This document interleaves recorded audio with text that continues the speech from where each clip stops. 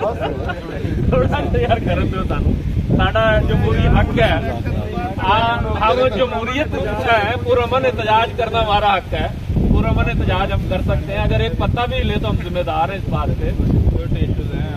Security issue कोई मसला नहीं है ये जो गद्दार मुल्क पे बिठाए हैं आप लोगों ने आप लोगों से हमें कोई मसला नहीं लेकिन हम इन गद्दारों को नहीं चलने देंगे ये जो ड्रोन हमले करवा रहे हैं पाकिस्तान में ये फाइनेंशियल दहशतगर्दी कर रहे हैं हम ये दहशतगर्दी मजीद नहीं चलने देंगे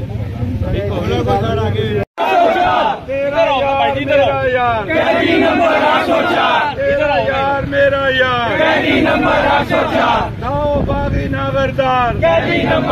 भावनगर की तरफ जानिब से भी रैली निकाली गई हमारे साथ मौजूद है टिकट होल्डर अवैस असगर हम उनसे पूछेंगे उनका क्या कहना है इसमें। बिस्मिल्लाहिर्रहमानिर्रहीम आज इस रैली निकालने का मकसद सिर्फ हमारा एक है कि